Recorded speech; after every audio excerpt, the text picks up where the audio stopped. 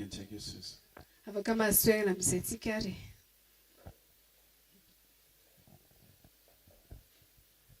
This evening we are going to be discussing on an important topic. Amin'ity arivo-ty dia tena hoe misy lohahevitra tena important izay resahako amintsika eto. We're going to be talking about finances. Resaka mahakasika momba ny ara-bola.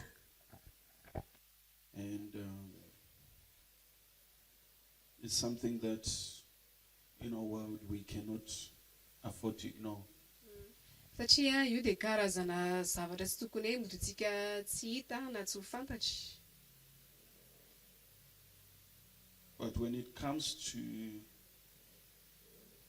the kingdom, we have an understanding from the word of God. Satria ato amin'ny fanjakana misy antsika dia ato ianao mahatakatra ny ten'Andriamanitra zany. You see, from God's word we find answers to different challenges that people might face. Ao anatin'ny ten'Andriamanitra tsika dia mahita ny solution na vahaolana na valiny amin'ny olana rehetra izay atrehan'olona. The word of God is complete. We are created by the word of God, and from the word of God we get our answers. Satria ny ten'Andriamanitra dia fenontsika ao aminy tamin'ny ten'Andriamanitra naharinantsika dikan'izay ao anatin'ny ten'Andriamanitra dia mahazo valim-bavaka tsika, mahazo vahaolantsika. You know, God made plans for us. He's not surprised that we are now here on earth and trying to manage our lives. He made plans for everything. Andriamanitra ozy izy tsy hoe surprise aminazy hoe eto ambonin'ny tanytsika fa efa nomaniny aloha momba antsika. Zavatra rehetra efa noman'Andriamanitra eo anatin'ny planiny avokoa zavatra rehetra. So tonight I'll be talking to you about finances. Dia androany hariva iresaka antsika mahakasika ny ara-bola. We can call it how to come out of financial challenges. But you see, it's a big topic. So for now, tonight, I'll spend more time talking about the wisdom for finances. Satria betsaka ny olona manazika fanamby ara-bola ozy izy dia androany aka fotoana mihitsy anazava sy hizara amintsika ny hoe fahendrena entina eo amin'ny tantana amin'ny ara-bola zany. There's a wisdom for finances. Satria misy fahendrena eo amin'ny fitantanam-bola. So, you know, wisdom is not common. It's not available to everyone, but it's available to everyone that is willing to take a hold of it. Ny fahendrena manko ozy izy tsy olona rehetra mahazo anazy, fa izay rehetra olona vonona ozy izy andray hiditra ao anatin'ny ten'Andriamanitra izay no afaka mahazo ilay fahendrena. The Bible says wisdom cries in the street, who can hear its voice? Ozy ny fahendrena ozy izy dia eny an-dalana izay mahare azy ozy izy dia afaka mahazo azy. Praise God. When you look at finances, we want to look firstly from the perspective of God. What does God think? Efa miresaka sika mahakasika ny ara-bola dia mila jerevantsika aloha tahaka ny ahoana ny fomba fijeren'Andriamanitra manoloana ny ara-bola, inona ny hevitr'Andriamanitra raha resaka hoe ara-bola izay. Does God expect me to be rich? Does he expect me to be poor? What does God expect? What does God look at? Andriamanitra ve miandradrana ana-karena sa miandradrana antitra izy? Inona ny jerevan'Andriamanitra manoloana ny ara-bola? You know, some people they think if they get a lot of money, they'll stop serving God. They will become sinners. Satria misy karazan'olona manko hoe rehefa mahazo vola betsaka izy manana ambiampy izy ara-bola dia manomboka hoe tsy mila makany am-piangonana intsony fa efa ampy reto. Manomboka manota amin'izay izy manao fiainana. About what God thinks. Ny olona dia samy manana ny heviny mahakasika ny ara-bola hoe izay tsy mitovy amin'Andriamanitra. Have you ever thought about it? What does God think? Ianao hoe tsy mba nieritreritra na nitantenao hoe ina marina moa ny hevitr'Andriamanitra manoloana ny ara-bola. Some people can't see themselves beyond where they are. Misy karazan'olona mijery anazy mihoatra lavitra n'ilay izy, lela vola. Because my family was poor, I'm going to be poor, my children will be poor, and that's how it's going to be like. Mietrehitra izy hoe satria ny fianakaviako efa manitra izay dia tsy mba ho tafidy izany izay mianakavy dia efa ato izany izay. You know, there are certain men that came to David when David was running from King Saul. Misy karazan'olona ozy izy tonga teo amin'ny Davida tamin'ny fotoana izy hiditra ao anaty mahampanjaka azy. Nitsoaka Saoly. The Bible says these men, they were different. But one of the things that made them different is that they were in debt. In other words, they were broke, they were poor, they had nothing. Baiboly dia laza hoe reto olona reto dia tena hoe hafa mihitsy na mpiafa anazy na mpiavaka anazy satria ireo olona ireo tonga eo amin'ny Davida ireo dia tena hoe olana antra anana trosa tsy manana kinkininina. They came to David. Dia tonga teo amin'ny Davida izy. What did David have? Dia inona ny nananan'i Davida? David had mainly, we can say, about two things: the word of God and the anointing. Ny zavatra nananan'i Davida dia anankiroa ihany, tenin'Andriamanitra sy ny ositra. That's what David here. Izay nananany. David started to train this man to an extent that when you read their story after, the Bible calls them the mighty men of David. Ary Davida dia nanomboka nampiofana an'izy ireo, nanangan'izy ireo, ary rehefa vakianao ny toy tantara dia lasa any amin'ny farany any hoe lasa tonga lehilahy maherin'i Davida ireo olo ireo. When it came time for the building of the temple, the Bible says they gave so much that David had to tell them, stop. Satria tamin'ny tonga ny fotoana ny andro hoe hanangana tempoly, trano goavana tempoly, dia tonga teo miteboka mihitsy ny Davida ny teny hoe okizay ve fa ampy ho famafazanareo. What happened? Inona ny tranga amin'izany zavatra izany? David must have known something which this man didn't know. Davida tsy maintsy nafantatra zavatra izy izay tsy fantatry olo ireo ary nampifantariny. Some of these men might have grown all their lives thinking, oh, they can't do anything, they are weak, they are poor, they are just a speck in the universe in their families. Misy amin'ireo olo ireo mety hoe nalehibeazana tao anatina fianakaviana hoe tsy manan-kinkina, tsy mba ho tafita, mety hoe misy amin'ireo raha mety hoe tsy natany amin'ny université akory, misy amin'izy ireo mety hoe niabe tao anatin'izany ankonan'izany hoe niaina tamin'izany karazam-piainan'izany. Let me begin to show you what God thinks. Fa zao andao hanomboka asehoko anao hoe inona ny hevitr'Andriamanitra manoloana Let's an'izay. go to the book of 1 Chronicles chapter 29 verse 12. Tantara voalohany toko fahasivy amby roapolo. Chronicles chapter 29 verse 12. Tantara voalohany 29:12. Let's read that scripture. Ndovaka itsika miaraka isa roa telo. Avy aminao ny harena sy ny voninahitra, ary ianao no manjaka amin'izao rehetra izao. Eo an-tananao ny hery sy ny tanjaka, ka eo an-tananao koa ny mampalehibe sy mampatanjaka izao rehetra izao. Hallelujah. Hallelujah. What's happening there? Inona zavatra mitranga eto? He introduces himself. He says, both riches and honor, they come from me. Eto izy dia maneho izy anankiroa hoe ny harena sy ny voninahitra dia avy amiko. That's how God introduces himself. Tahaka an'izao Andriamanitra rehefa maneho ny tenany izy. So when you look at God, he delights in the prosperity of his children. Dia rehefa mijery Andriamanitra zany tsika tena hoe mazoto mihitsy izy mandigy mihitsy izy hoe zany nandeha anatina fanambinana. Some they say God wants me to be poor so that he can humble me. Satria misy olona manko metrehitra hoe tian'Andriamanitra mihitsy hanitra amin'izay manety. You know, there are people that talk like that. Satria misy karazany olona manana fisainana ohatran'izany. They say God wants me to be poor so that I can be humbled by that. Hoe tian'Andriamanitra mihitsy hanitra mety mila ohatr'izao mihitsy nga many anjarako amin'izay hoe tia hanetry tena misy. Hallelujah. Let's look at Psalm 35 verse 27. Psalm 35 Verse 27. Psalm 35 verse 27. 35-27. Let's read it. Miaraka isa roa telo. Aoka iobo sy faly izay mankasitraka amin'ny fahamarinako. Ary aoka izy ianao mandrakariva hoe ankalazaina anie Jehovah izay mankasitraka amin'ny fiadana amin'ny mpanompony. Says he has pleasure in the prosperity of his servants. Hoy izay mankasitraka amin'ny fiadana amin'ny mpanompony izy na hoe mankasitraka ny fanambinana ny mpanompony izy. Who is this God? Izy Andriamanitra ity. Sometimes if you want to understand something about a man, you look at those that he associates himself with. Ndray misy fotoana rehefa te afantatra olona anankiray na ohatr'izany dia jerenao ny fomba fisainany sy ny fomba fiteniny. He would introduce himself in the Old Testament as the God of Abraham, Isaac, and Jacob. Tany amin'ny Testameta taloha Andriamanitra dia naneho hoe izy ny Andriamanitra ny Isaka, Andriamanitra Jakoba ary Andriamanitra Abraham. Who were these men? Fa izy ary izy. Abraham, he was so loaded to the point that at one time he went to war, and when it was time to distribute the things that they got from war, he says, no, you don't need to give me, lest you say you have made Abraham rich. Izy ary reto olo reto dia tena hoe nanankarena mihitsy tonga tamin'ny fotoana hoe andeha hiady ry zareo dia nomboka hizarazara fa nanatsoatran'izay dia hoy zareo hoe tsy mila manome ozy tsy mila mitondra satria efa nanankarena nanambiampy Abraham. So he introduces himself as the God of Abraham, dia tamin'izay fotoan'izay Andriamanitra naneho ny tenany hoe Andriamanitra Abraham izy. the God of Isaac. Zany hoe Andriamanitra Isaka. Isaac, a whole nation feared him because of his riches. The Bible says the Philistines envied Isaac. Ny Isaka dia tena hoe nanankarena ary natahora amin'ny firenena rehetra mihitsy nohony amin'izay arenan'izay. Do you know who Jacob was? Mba fantatro ihany koa izy Jakoba. Jacob, that's where we get the 12 tribes of Israel.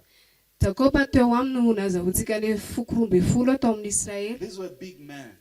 Reo lehilahy telo dia tena lehilahy goavana. And God decides to identify himself with such men. Andriamanitra tena hoe identifieny tena mihitsy tamin'ny karazan'olo ohatran'izay. He didn't say I'm the God of Lazarus. Izy ny tena hoe zany Andriamanitra Lazarus. Of course, he created Lazarus, but I'm showing you how he identifies himself. Mazava ho azy fa namorona ny Lazarus. Fantany tsara hoe izy ny tokony. If God is to identify with any man, ka Andriamanitra rehefa afaka miidentifie ny tenany amin'ny olona tahak'izay. He can only be poor up to a certain point. After his association with God, his state changes, and therefore his state is improved. Dia izay hoe tsy mbola miova izy fa mbola afaka manitatra tsara ny fanjakany. Praise God. So what am I showing you now? I'm showing you that when it comes to God, how does God look at finances? Ka inona nasehoko anao anatin'izay hoe amin'ny fotoana resaka hoe ara-bola zany dia ohatrany ahoana ny hevitr'Andriamanitra manoloana an'ilay izy. The book of Haggai, chapter 2. Haggai, chapter 2. Boky ny Hagai, toko 2. Are you still there? Mbola eto ve ianao aloha? You know, when we are having different kinds of meetings, the meeting, it carries a grace for what is being discussed. Tanao amin'ny karazana vina rehetra ozy izy dia misy fahasoavana miaraka amin'ilay izy izy izay mananateraka le zavatra resahanao anatin'ilay fotoana. If we are having a prayer meeting, raha ohatra zao tsika mana hoe fivoriam-bavaka hoe fitaom-bavaka fotsiny, inona ny zavatra enendrentsika anatin'izay? Zany hoe miandratra valim-bavaka sika rehefa hoe tonga anatina hoe fotoana intercession ohatra. Crusade somewhere outside. Ohatra croisade indray tsika any ivelany any. What are we expecting? We are expecting souls. Inona ny zavatra endrendrentsika amin'izany fotoan'izay miandratsika betapendreny olona voavonjy ao anatin'ilay izy. We recently had the day of glory and power. One of the biggest things that we were expecting was healing. Sika zao voananana le hoe andron'ny voninahitra sy hery zavatra ny andrandraina atao dia hoe ny fanasitranana. So now we are discussing about money. There is grace for money. Dia zao sika miresaka momba ny ara-bola dikan'izay misy fahasoavana ho amin'izany eto. It's how God does it. Ohatran'izay ny fomba fiasan'Andriamanitra. Haggai chapter 2 verse 8. Hagai 2:8. Haggai chapter 2 verse 8. And one of the things when a message like this comes, it shows the idea of God at that particular season. It's a plan of God to increase his people from where they are to the next level. Ary amin'ny fotoana ny tonga ny tahaka izao izy niavatra dia maneho zany hoe aiza ny hitondran'Andriamanitra ny olona zany hoe te hampitombo ny olon'Andriamanitra amin'ny ambaratonga manaraka. Look at what God says there. Dia jereo ny lazain'Andriamanitra eto hoe. Let's read it. Isa 2:10. Any volafotsy ary any volamena ho Jehovah tompony maro.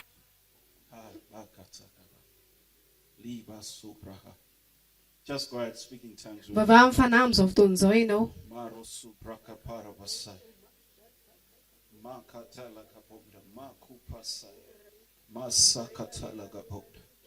Baroskira gaparakata le dobo shata kabarabasaya maraskira barakata boro boshaka baya mando boko boskira gaparabasaya makata la gaparabasaya likraskira gabonda makupasaya bodo kopatna kabonda barasikra liga barabasaya likraskara kabonda. Hallelujah. Hallelujah. Praise God. Deuteronomy chapter 8. Deuteronomy The book of Deuteronomy chapter 8. Deuteronomy toko 9 indray. Financial wisdom. Zay le resakitsika eto hoe fahendrena ara-bola. Chapter 8 from verse 18. Deuteronomy 8:18. Are we there? Let's read it. Vakitsika miaraka Isa 2:10. Fahatsiarovy Jehovah Andriamanitra ao, fa izy namenao hery ahavory harena mba ahona ny fanekeny izay nianianany tamin'ny razanao tahaka ny amin'izao anio izao. From all these scriptures that you have read, we find the position of God. Reo ten'Andriamanitra zay rehetra vakitsika ireo dia mahita sika hoe aiza ny position an'Andriamanitra. Here he says, it is God that giveth thee power to get wealth. Eto izy dia maneho hoe Andriamanitra no manome anao hery ahavory harena. No wonder he wrote to us in the book of Samuel that he's able to take the beggar from the dunghill. and make him to sit among princes. Tsy mahagaga raha nolotra antsika izy anatin'ny boky Samuel hoe izy dia manangana ny olona mivovoka mpanapaka. Praise God. So that's sort of an introduction. Dia zay vao fampidivana fotsiny. I wanted you to understand the place of God when it comes to finances. God doesn't want you to be poor, broke, and weak. Tiako azonao fotsiny hoe efa miresaka ara-bola dia tsy n'Andriamanitra ianao tena hoe anakareny, tsy tian'Andriamanitra ianao antra na hoe malemy osaosa ara-bola zany fa na marefy ara-bola fa tena hoe manan-kaina sy matanjaka ara-bola ianao. Hallelujah. Hallelujah. Now I'm about to share with you some things you'll probably be hearing for the first time. Dia eto amin'izay tsika izara le teboka vitsivitsy misy amintsika eto moa zany vao zao mihitsy vao mare an'izay. God is not a magician. Andriamanitra tsy mpanao magia. You know what's a magician? I've mentioned this several times. Miteny an'izay foana efa imbetsaka. Some people they expect, Pastor, let me just come to church. Pastor, just do something. Let me get $1 million. Satria misy olo manko miandrandra hoe aleo zaho any am-piangona fotsiny dia pasteur ve tsy hanao zavatra eo amiana $1 million izy na $1 million When ariary. something happens, if that's to happen, I'll tell you one of two things which will happen. Hello? That person, you never see him in church again until that money finishes. They come again for another miracle. Raha ohatra ka izay izy mitranga dia io lehilahy izy izy tsy rahateo fotoam-bavaka mihitsy izy fa endrandra foana ary fahagagana foana. Are there miracles in finances? Of course, they are there. Fantany napetraka dia hoe misy fahagagana ara-bola ve? Ie, misy ka. But is it the way he wants to live? No. Fa le izy ve arak'le andrandraina arak'le tiany iainana ve le hitranga God le wants izy. to Tsy introduce ohatr'izay le you izy. to his ways. Fa Andriamanitra dia manana ny lalany hidiranao anatin'izay. Do you understand? Azontsika. I'll give you an example. Let's say, Dia mehantsika ohatra. let's say I get a story.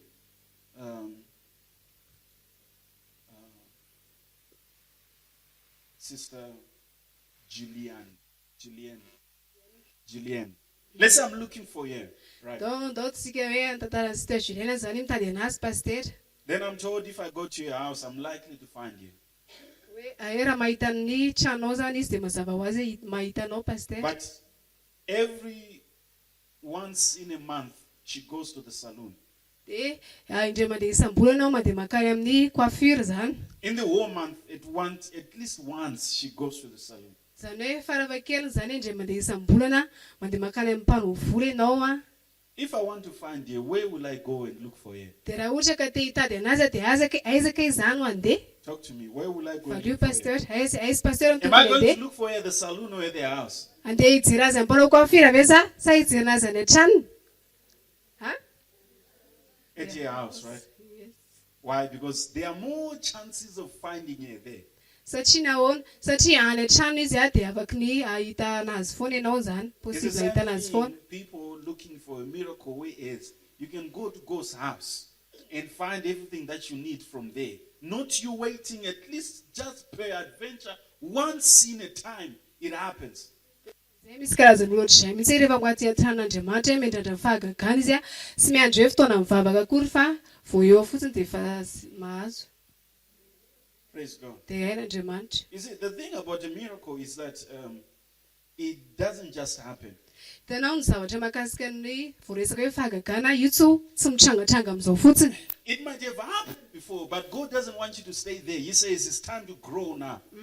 Mety hoe efa nitranga izy tamin'ny fotoana eo tamin'ny voalohany mitady fahagagana dia mety efa niaina an'izay fa tsy ny Andriamanitra hoe hijana amin'izay teboka izay foana aloha fotsiny Andriamanitra hoe fotoana izao hitomboanao indray.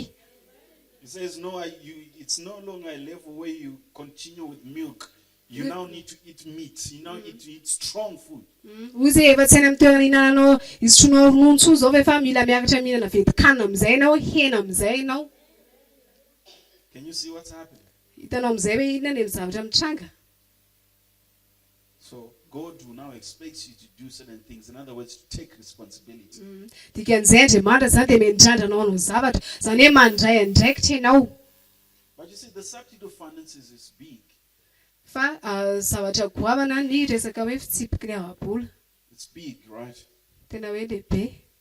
Proverbs chapter 6 from verse 6.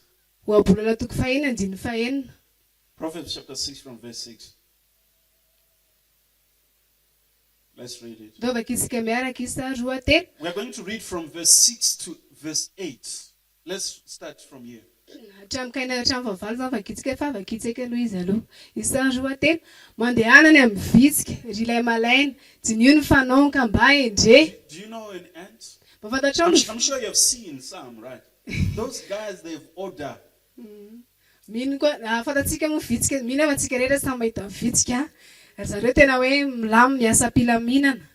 Those guys, they've order. I mean, the Bible says they do not have a king, but they know how to follow each other. Baiboly milaza hoe tsy manana mpanjaka izy, tsy mpifety, tsy mpitarika izy fa hain-jareo no mandrindra ny samy izy ao ihany. Sometimes you wonder what time do they eat. Every time they are just gathering. They're just gathering. Ndraindray ianao tena mihitsy mba amin'ny fotoana manahoana reto misakafo satria ohatra ny hoe mivorovoro miaraka That's what the manana Bible is foana. talking about there. Dia zay It ty says we baiboly can teneny eto. learn our lessons from an ant. Ozy hoe mandehana ozy izy mianatra lesany amin'ny vitsika. You know what God is saying? He says, riches and honor, they come from me.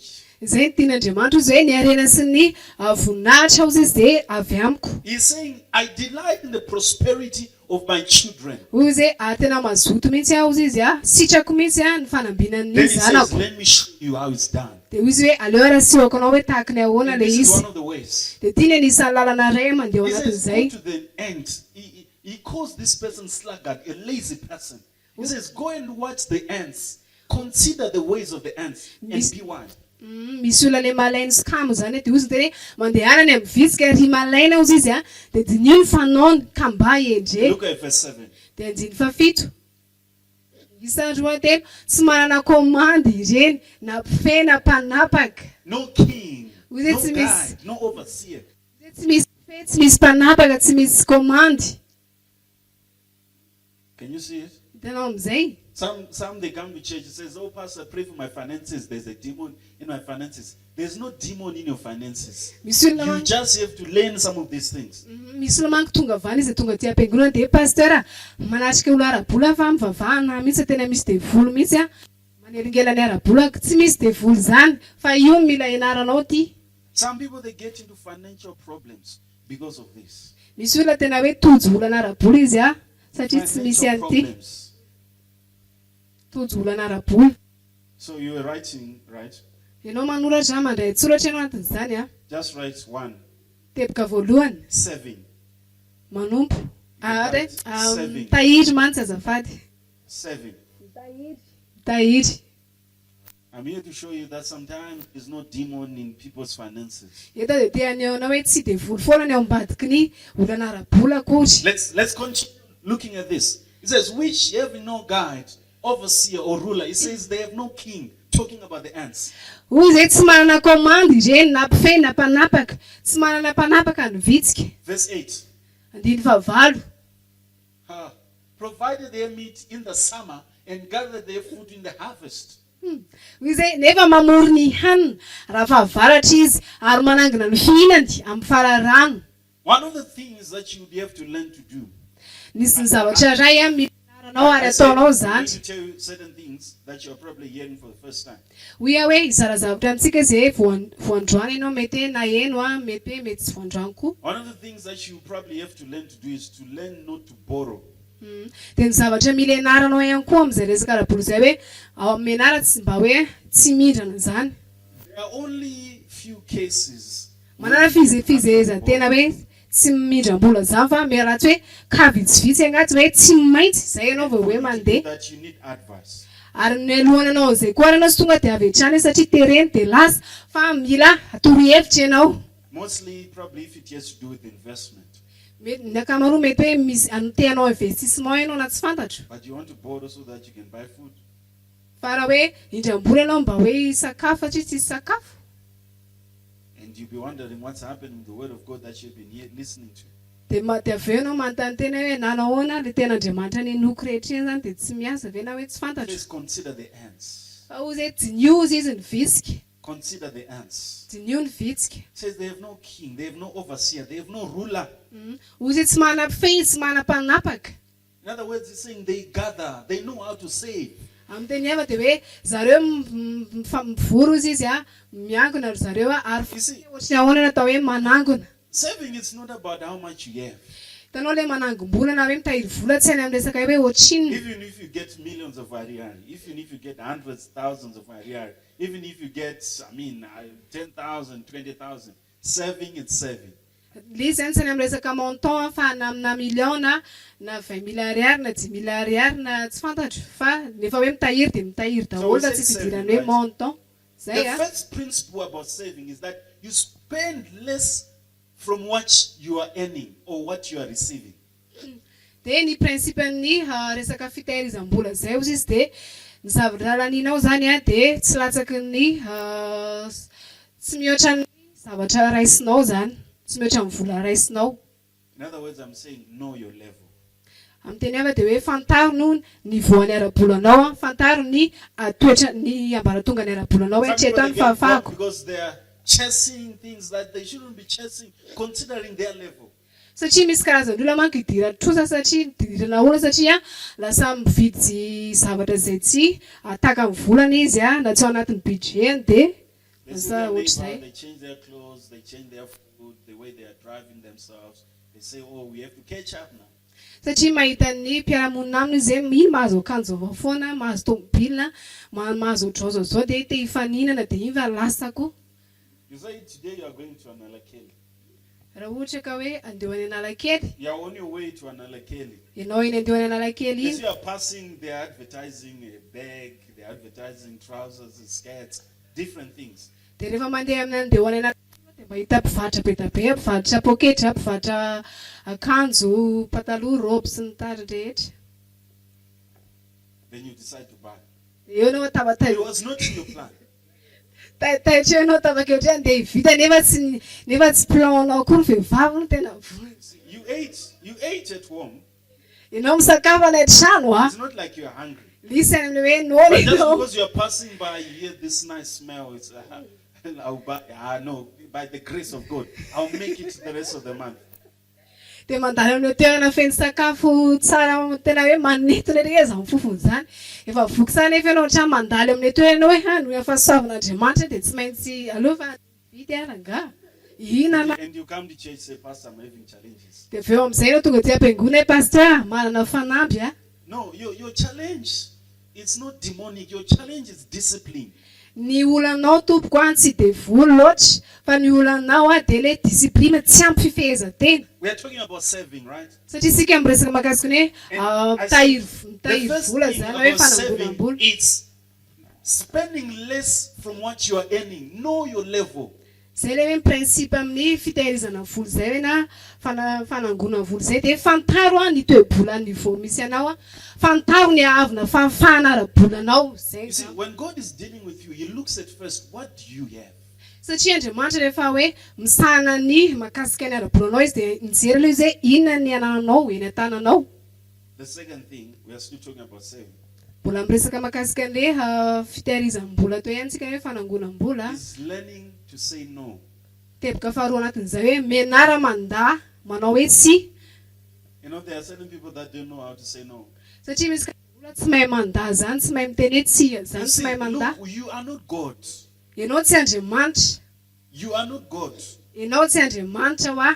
At my level, sometimes, there are people that are everywhere begging. Sometimes I say, no, I'm not giving you any money. Even if it's just 100 ariary or 200. Nazara ozy spasialy voako hoe mandeha eny an-dalana misy mahita fanena amin'ny olona hoe mpanga hoe na dia hoe ariary ara tsy ny olona rehetra no hoe omeko. Do you understand? Azosika. Just because you have money doesn't mean you have to spend it. Tsy hoe raha manam-bola akory ianao dia tsy midiko zany hoe tsy maintsy taperiko zao dia zao androany any ty. You have to learn to say no. Mila misy fotoana mila mianatra hoe non, hoe tsia. Sometimes you Tsy can receive mamea. a call from a family and says, oh, a child has just swallowed the razor. It's just an example. Ndraindray ohatra hoe anatina ankohonana mahantra ilay izy dia mety hoe ilay zaza mety hoe It's just an example. Maybe an accident is just. Okay. Ohatra hoe misy accident zany atao amin'ilay fianakaviana. They call you and says, oh, the young boy has just fallen from a tree. Dia miantso votsy aminao zareo hoe na tratra ny accident teny an-dalana izy le zanakay Send us man right now. We need to do this thing urgently. Ary mila tena hoe operena haingana mihitsy ilay izy. That's why some people are in challenges now. Hoe votony tonga tsy fantatra. Especially when it comes to family. Dia misy zavatra zany You can't meet someone's needs. Ndraindray misy karazana zavatra amin'ny ankohonana. Kanefa ianao tsy afaka amin'ny filany rehetra na besoin rehetra tsy afaka amin'izay foana ianao. Your mother's need, your brother, your sister, and that sister is another sister, that brother is another, and now they have children, they are going to school, their clothes. You are not God. Ianao tsy Andriamanitra ka anao amin'ny filany besoin rehetrarehetra hoe ny dadanao, ny mamanao, ny ravavinao, ny anadanao ary mbola tsy izay mbola miampy ny zanany koa, ny akanjony zanany koa, ny fianarany zanany koa, ny sakafo sy ny But if you do not have a budget, you will not realize where your money went. Yeah, my money flew. It just disappeared. It didn't fly. You were giving it out. Dia raha ohatra dia eo amin'izay ianao gaga ianao hoe le budgetnao rehetra nakaiza hoe nakaiza le izy, nakaiza hitanao hoe nanjavona nanidina nakaiza le izy tsy nanidina fa nizarazarainao ianao nanao. I'm not saying you shouldn't. I'm not saying you shouldn't give money.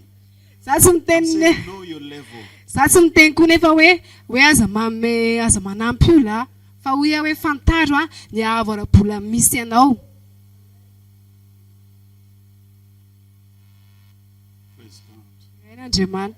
Just 3 days into the month, the whole money is finished.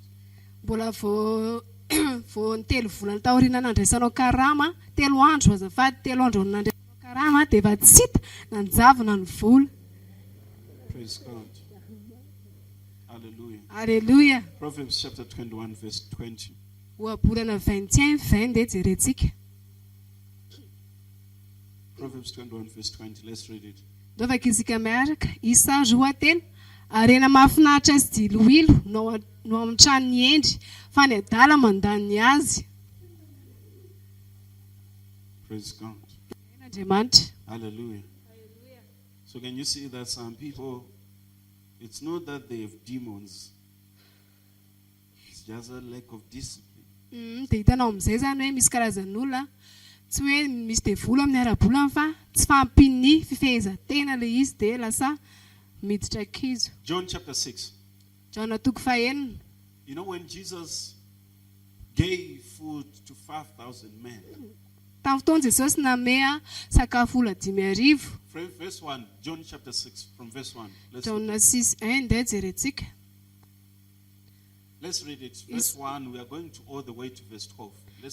Fakitsika hatramin'ny 12 zany tsy fa fakitsika eto. Isa roatelo, rehefa afaka izany dia niala Jesosy ka lasa nita an-dranomasiny Galili dia an-dranomasiny Tiberiazy izany.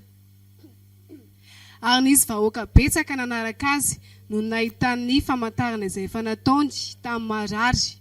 Ary Jesosy niakatra tao an-tendrombohitra dia nipetraka tao ambanin'ny mpianany. Fa efa akaiky ny Paska, ilay andro firavoravoan'ny Jiosy. Ary Jesosy nanompo ny masina ka nahita fa nisy vahoaka betsaka nanantona azy. Dia hoy izy tamin'ny Filipo, aiza no hividianantsika mofo hohanindreo? Izany nataony mba hizahany toetra azy, fa izy nalala ihany izay efa ataony.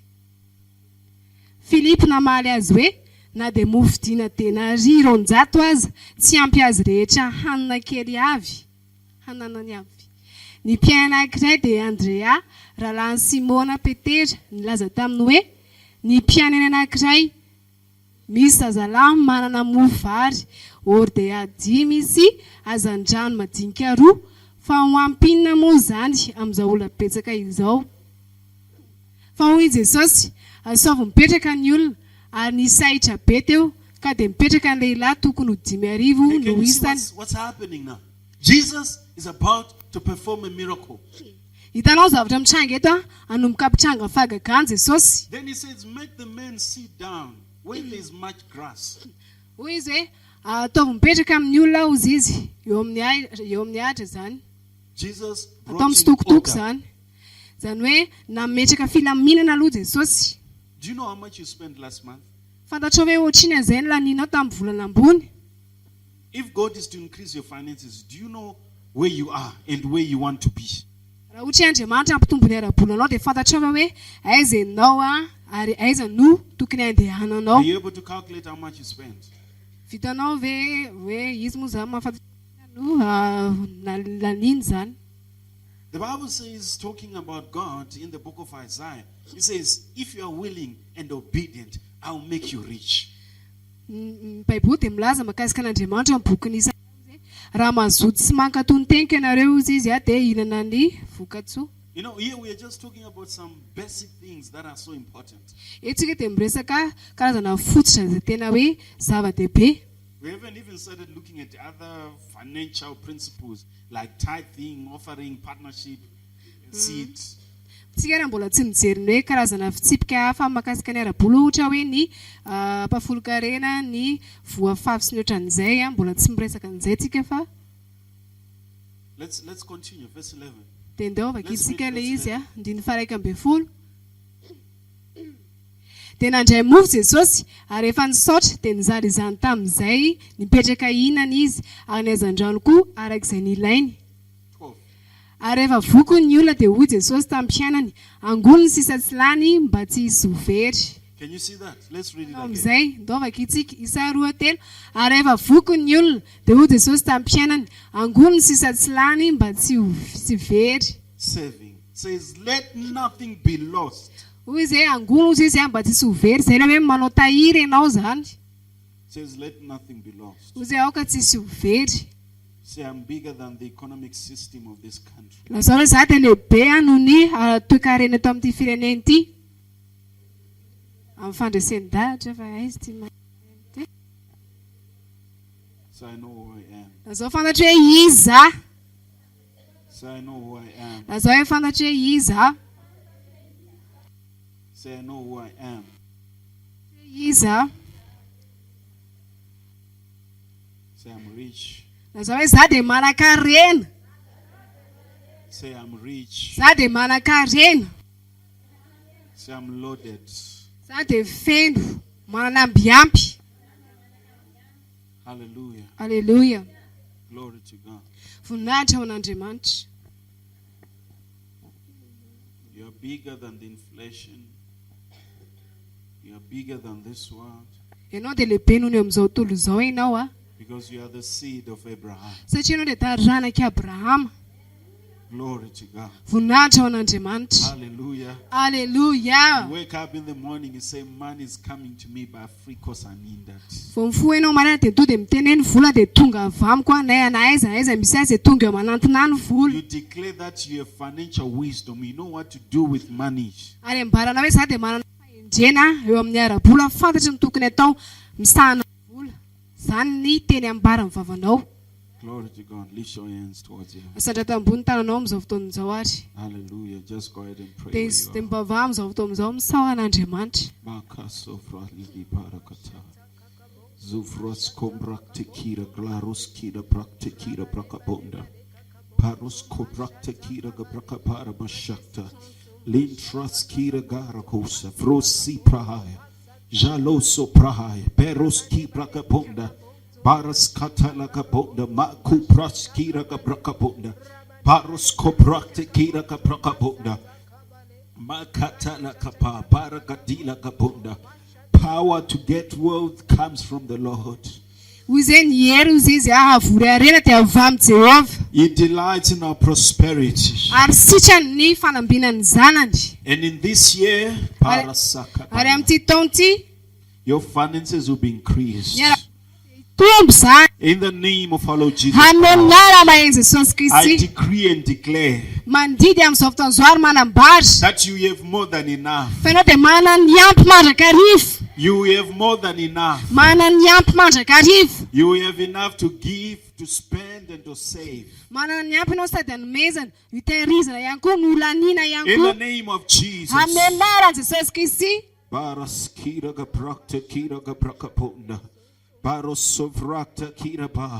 You will not lack this year.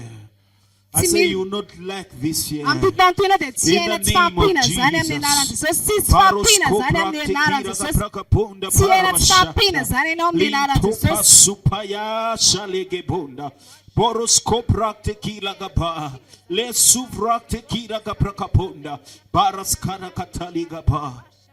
of Oh, hallelujah. Praise God. Dia rain'Andriamanitra, dia Let's rain'Andriamanitra. go ahead and give our offering now. Dia tsika hanao mifanatitra amin'izao. Hallelujah. Haleluya. So today I can say is just part one because there's a lot to share. Dia androany zany fizarana voalohany satria mbola betsaka ny azo lazaina mahakasika ny ara-bola. Fa androany ny fizarana voalohany. And by the time we are done with this topic, Ny amin'ny fotoana vitantsika ity la ity you'll be walking in untold blessings. dia tena hoe andeha anatina fitahiana tsy mitsahatra hatrany ianao.